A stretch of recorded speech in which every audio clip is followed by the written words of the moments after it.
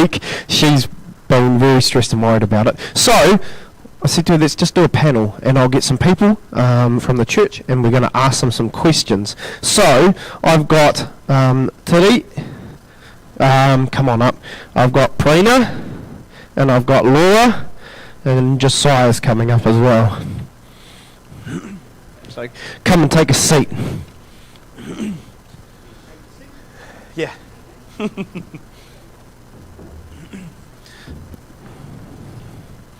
Is Mum watching us on the live as well, Joe?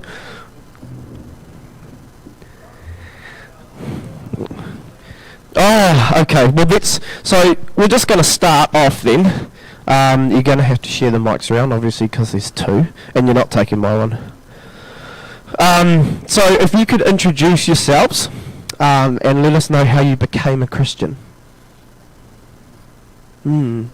So, yeah, so let's just give us your...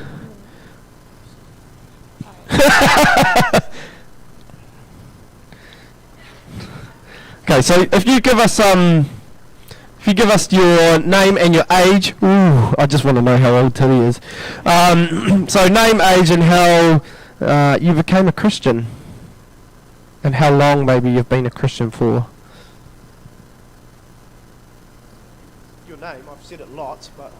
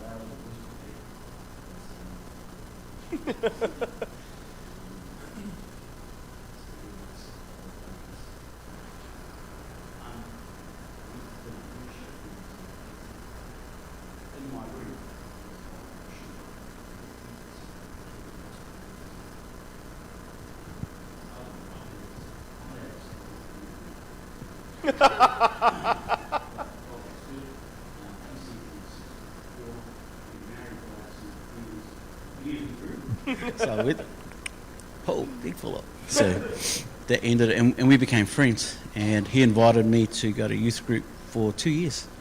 And every Friday I would say, "Yeah, I'll come." And by 5 o'clock I'd go, "Nah, I'm not coming." Every Friday. And then one day I decided to go, and made up every excuse not to go, and ended up going to what was it called, Janine? When the preacher dude comes and you go and listen to what he speaks. And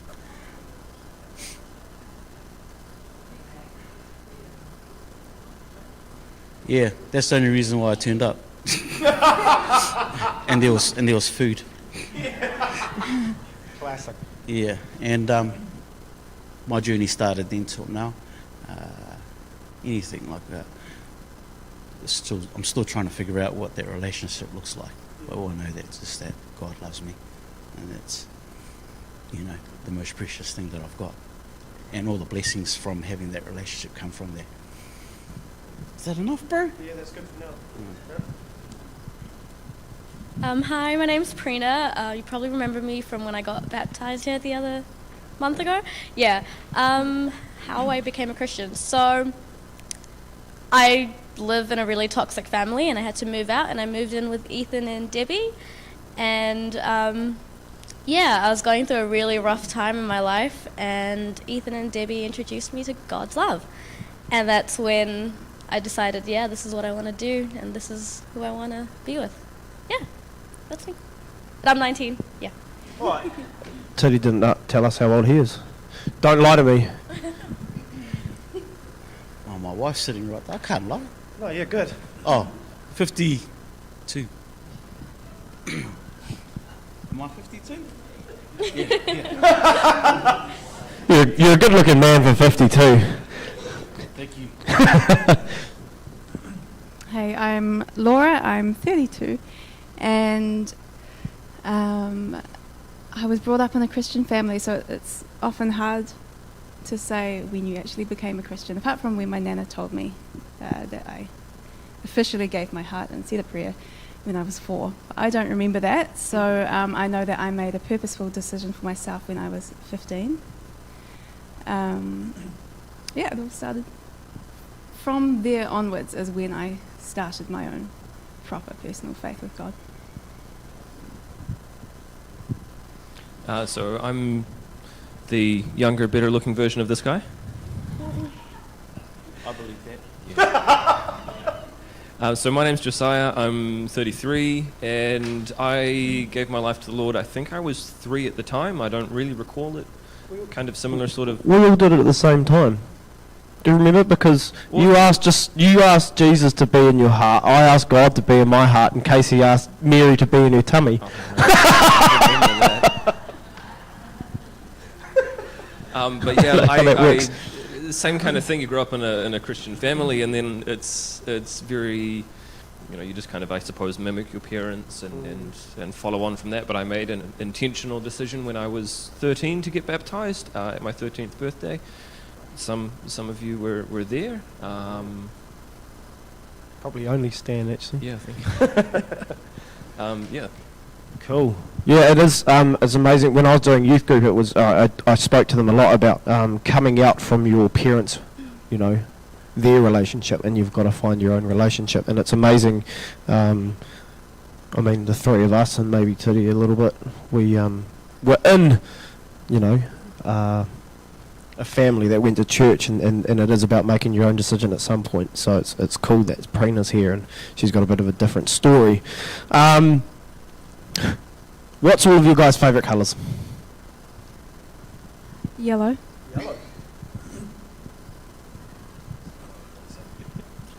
Hey. Black. Yeah, black as well. Yeah, blue. He doesn't know. So this next question is, who is God to you?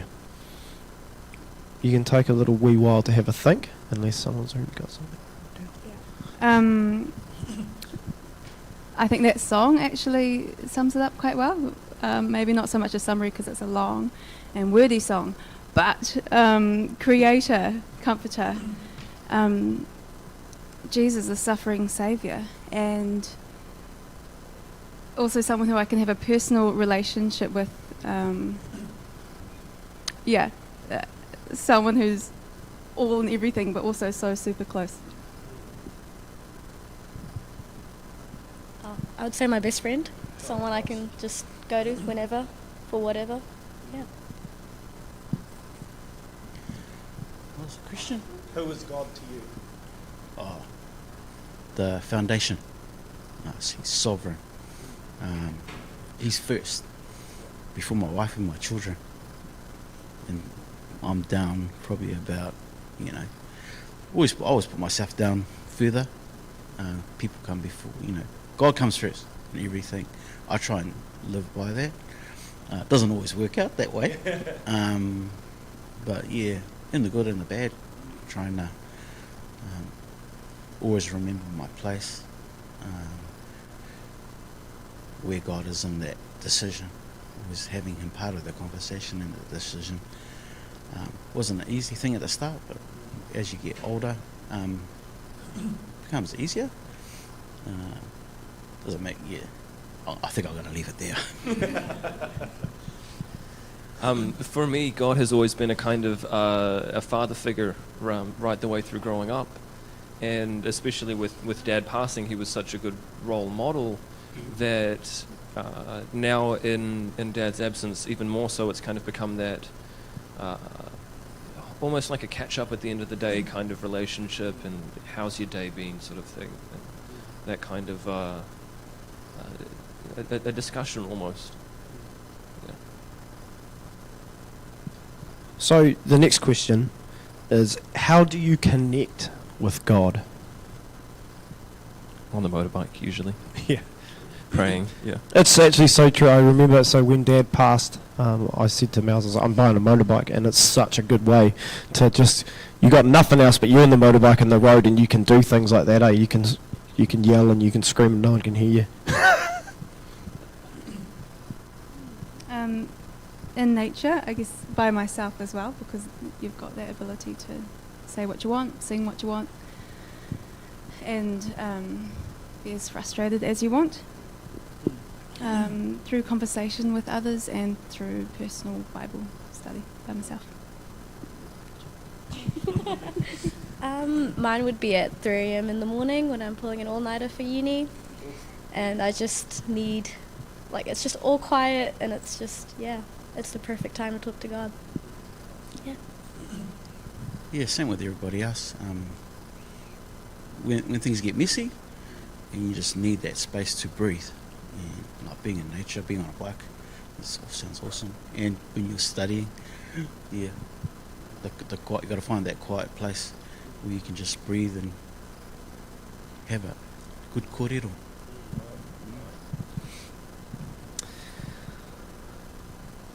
So I'm gonna ask this question, and then I might ask another question straight away, just so you can maybe have a little bit of time to think about this harder question. What do you think the biggest misconception about God, the Bible, church, and Christians are? Should I ask the question, or should I let you sit on that for a little bit? I'll let you sit on that for a bit. So I think the biggest misconception that I see, and this was especially reinforced when Ash and I started dating, was that God is like an angry God who's literally going to smite you. And I remember she came here for the first time, and she literally stopped outside of the front door, and I had to go, like, I walked in as you do, because obviously this place is home. We'd been here for 15 whatever years at the time. You just waltz in barefoot. And so I had to walk back out, and I said, what are you doing? Where have you gone? She said, well, I'm just a bit afraid that if I walk through that door that I'm going to get struck by lightning. And that kind of reinforced that stereotype. We see a lot of it, especially in the media, of oftentimes a kind of like a Catholic sort of religion. And that sort of, the combination of the two for me is the most common one that I come up against, is that God is an angry God who's only out to smite people when you step out of line or anything, rather than a compassionate and loving kind of a God. So that's probably what I come across myself the most. I remember a friend bought his mum one time for Mother's Day, and I grabbed a fire extinguisher and I ran outside and followed her in the building. And she was like, "What are you doing?" I was like, "It's all right, we've only had 2 people catch on fire when they walked in the building." She hasn't been back.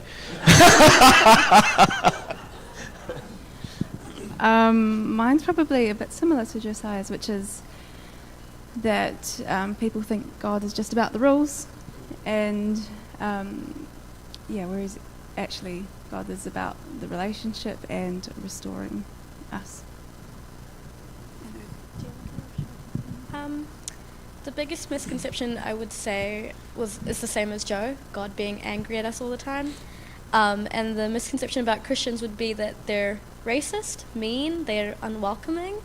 When I first came here, someone was like, "You're going to catch on fire, there's going to be a lightning strike, and you're going to get hit, and you're going to burn." But, yeah. Probably me, yeah. Yeah, it was probably you. But yeah, no, something that Mum/Debbie said was, there's nothing that you could do that could make God love you less or love you more, and yeah, it's going to stick with me forever. Yeah.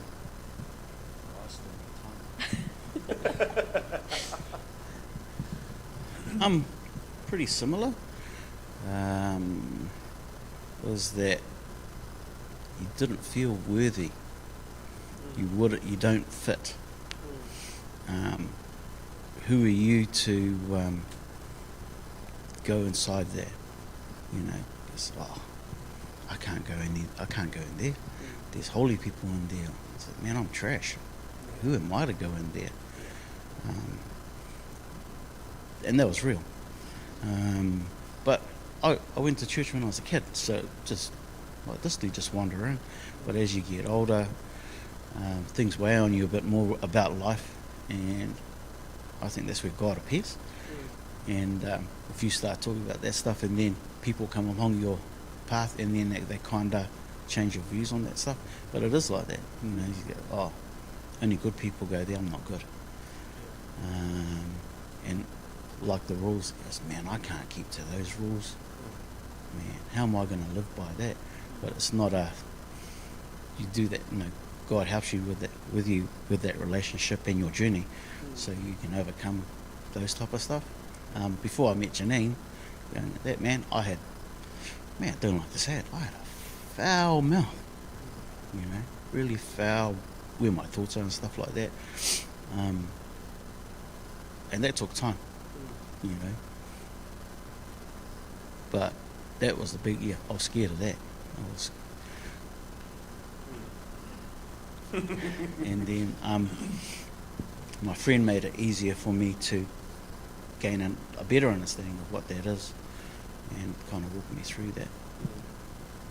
So, like, you've all kind of said around the same thing, that God is this God that's going to, you know, punish you all the time and all this kind of stuff. Where do you think that's come from? Do you think that's like come from a media thing, or if it's just like come from, you know, the Bible? Like, what's, you know, like there's plenty of times in the Bible where what was the lady's name? She looked back at the city. Graham, you'll be able to tell me. And Lot's wife, yeah, and she looked back. She turned into salt. You know, like, are people taking that and going, oh, well, you know, if I go in there, I'm a bad person, and God's gonna turn me into salt? You know, where do you think that's come from? From other people. So if you go down to the city, you're probably going to interact with someone that's going to say, if you're not Christian or Catholic, you're going to go to hell. Oh yeah. Yep, like it happens all the time in the city as you're walking past. Yep. Yeah. Church history and bad theology. Church history and bad theology. Turn your hearing aids up.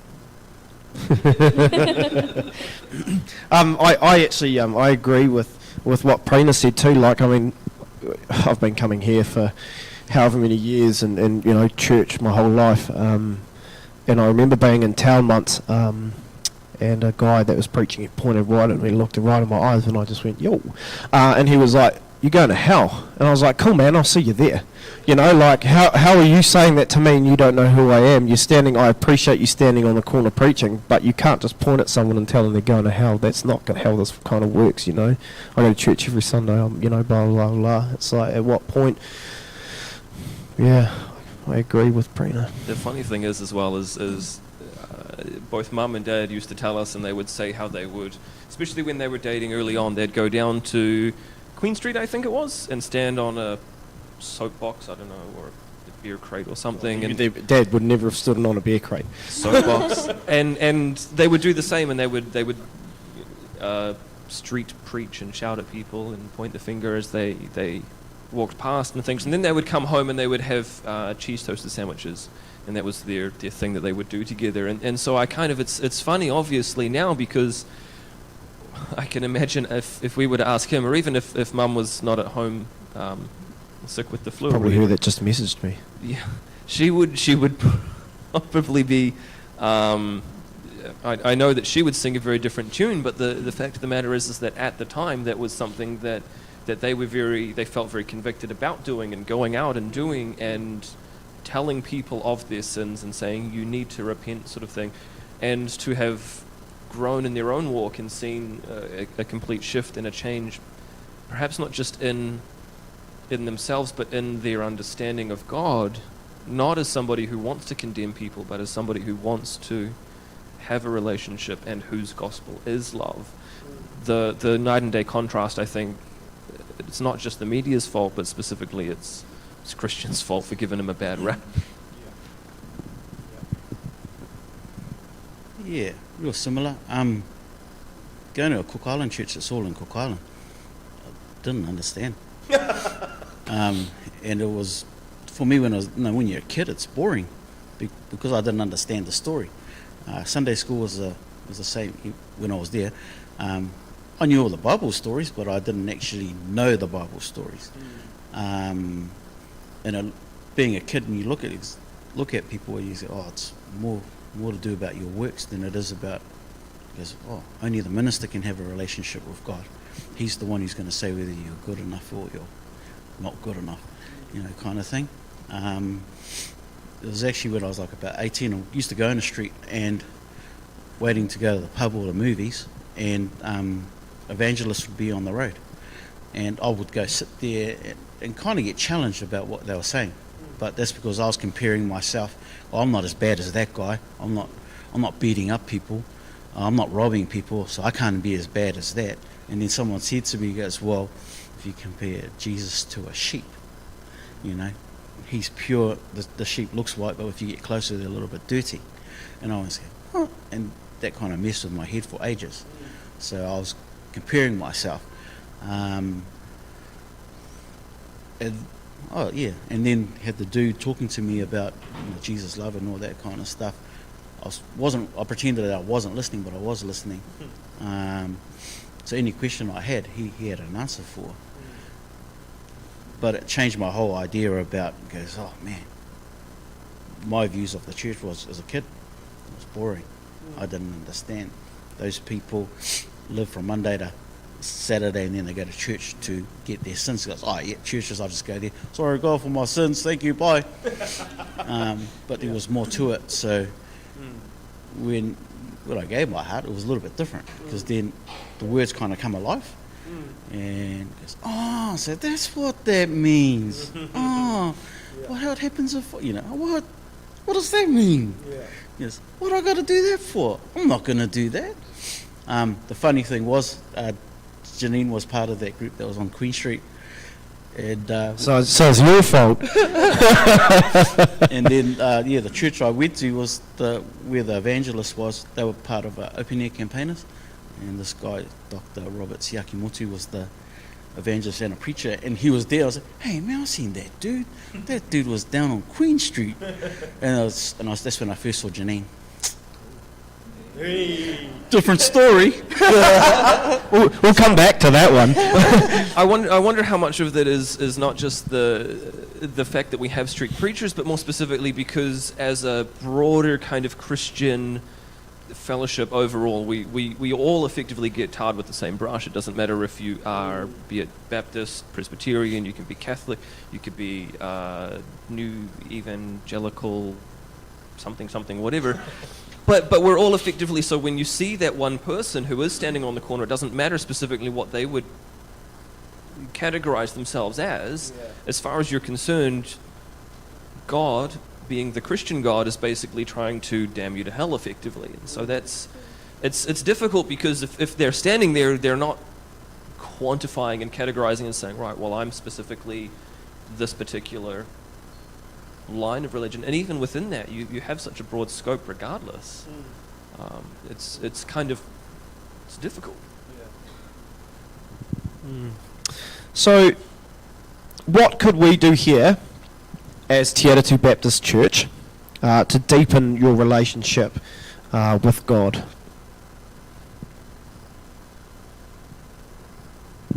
Well, I like the things being on the internet. That's always good fun.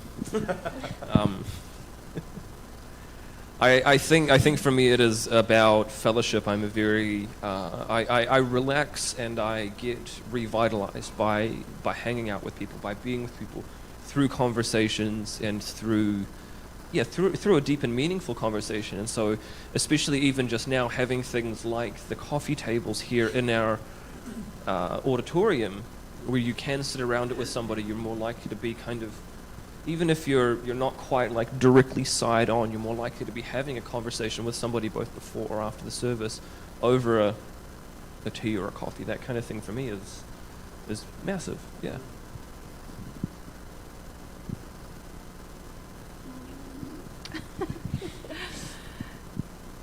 Sometimes, if you have permission in someone's life, a good question to ask is, how are you in God? Because no one asks that question unless they really care, usually, unless they really care about you and want to know how you and God are. So that's a good question. It's a nice evaluating question that you might not personally reflect on, or I won't personally reflect on, until it's presented to me. Also, being willing to be prompted by the Spirit to share what the Spirit might be saying through you to me. I guess through youth group and the young adults group. Thank you, Laura, for that. Yeah, like I feel like people forget about the teenagers when it comes to things to do with God, and we're always busy, so we don't have time for God. And I feel like having that group really does help. Yeah.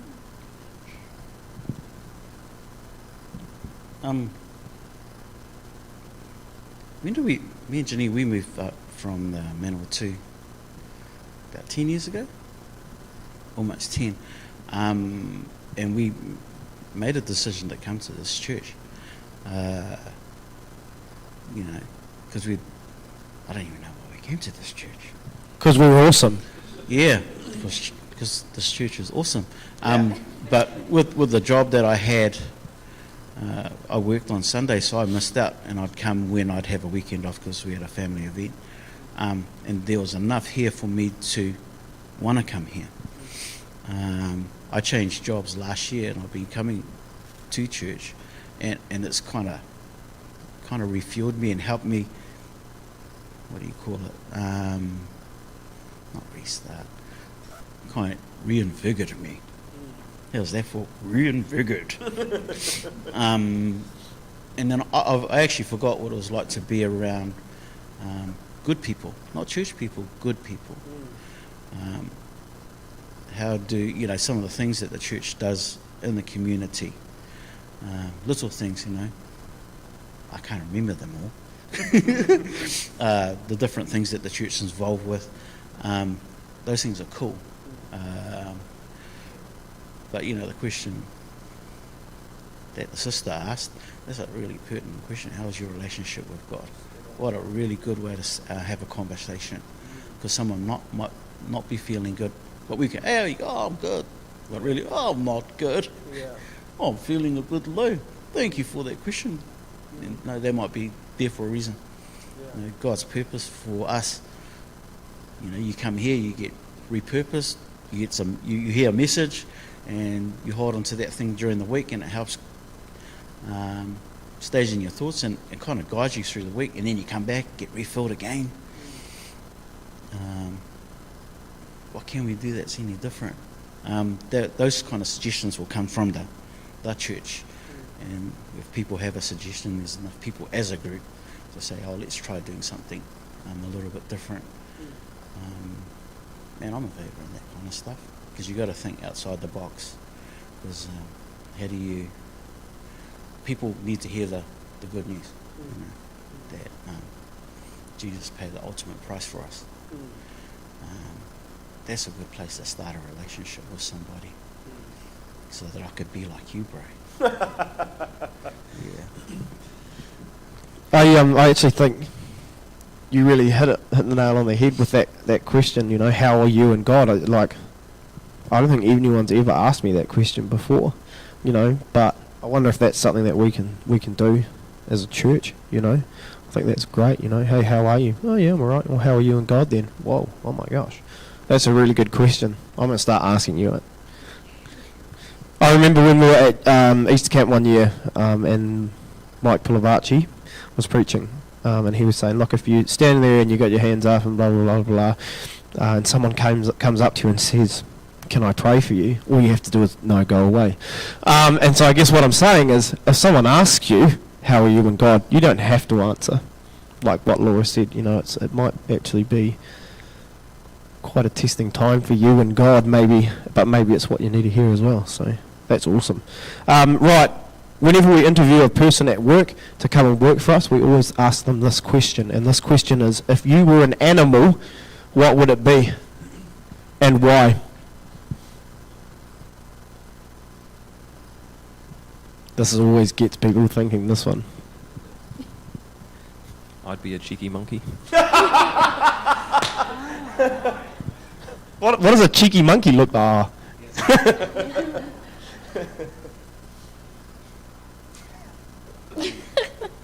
I wasn't thinking about my personality. I was thinking, oh, what's an awesome animal? And I was thinking a big grizzly bear. But why a big grizzly bear? They can protect others and themselves. Oh, nice.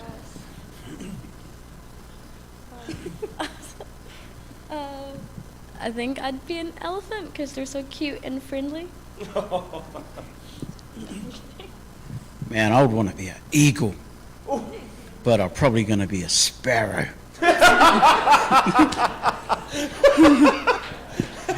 Maybe a pigeon, because I hate pigeons, eh? That's an awesome question, because you actually get to see people's personality come through, even if you're not thinking about your personality. That's why we ask it at work. There you go, you've all got permission when you're interviewing someone next. Right. If you could say one thing to yourself when you were a new Christian, knowing what you know now, apart from maybe Prina, maybe a little bit, what would you tell yourself? Be humble. Christians don't always get it right, even if you think you're right.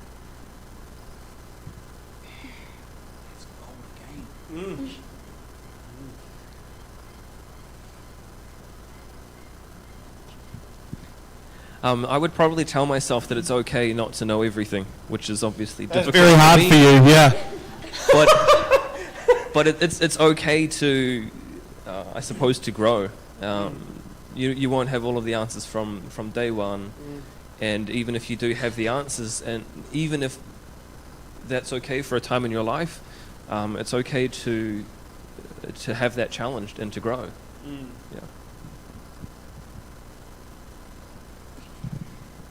Yeah.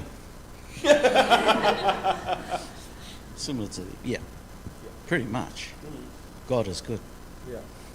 Take my time. It's okay. Breathe deep. Hallelujah. Blessings. Do you still want me to answer? You don't have to answer. I'm still learning. I'm still understanding, still growing. Yeah.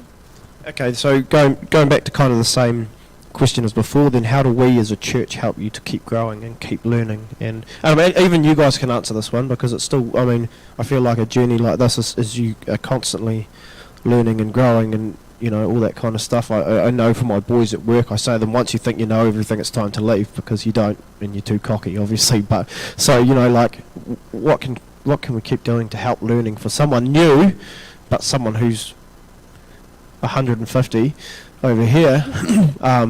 You know, how can we help that go on?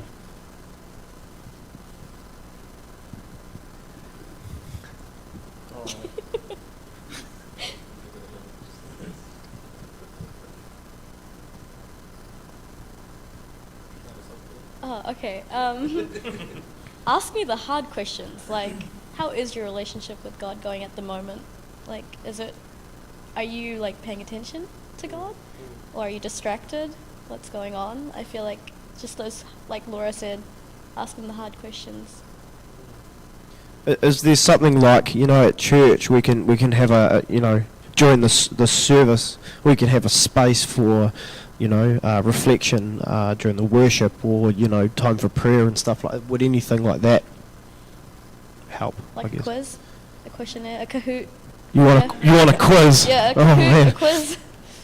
We can do a quiz night. Well, I think for me, like, worship doesn't really appeal to me very much at all. It's great to be able to stand here on a Sunday and sing, but where I see a lot of other people and you can tell that is their primary way that they connect with God. For me, it's never been about that.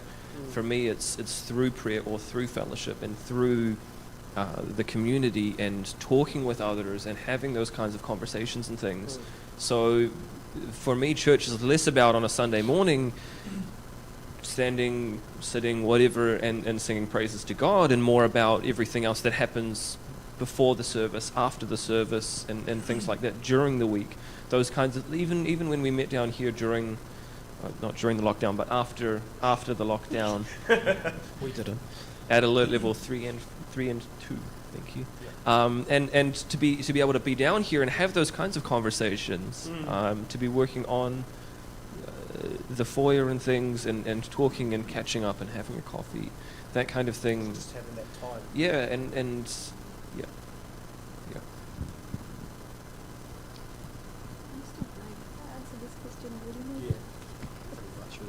Yeah. So we might actually just leave it there.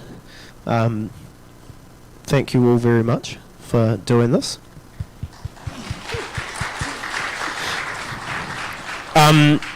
Speaking with Mum, she said she plans to do this maybe a little bit more often. Gail. It's quite a cool way for us to get to know our church community as well. And I remember Dad saying a while ago, he said, look, we actually don't always have to agree on everything. It's actually okay, and it's healthy not to. So I guess if anything's been said today that you've got questions about, go talk to Gail, not me. No, I mean I'm more than I'm more than happy to have a conversation, or I'm sure Gail is as well. She's shaking her head. No, she's not. No. So what we're going to do now, you guys can go and take a seat. Thank you very much. What we're going to do now is we're actually going to mix it up a little bit. You're right. We might actually, basically, if you've got a table around you, how about you grab a couple of other people around you, and we're going to take communion together. We've got a song to play. The song's from a band called Shooting Stars. It's one of my favourite. They're the reason I like to sing, actually. Can we maybe just get a couple of people to come and just give these out to people? So, like, if you guys there, if you want to make a circle and just come in together as to take communion together. We're gonna play this song. Again, have a listen to it. Have a pray together as a group of people, and maybe have a pray about some of these things, like how can we help people deepen their relationship in this church, and how can we stop all of these misconceptions of church?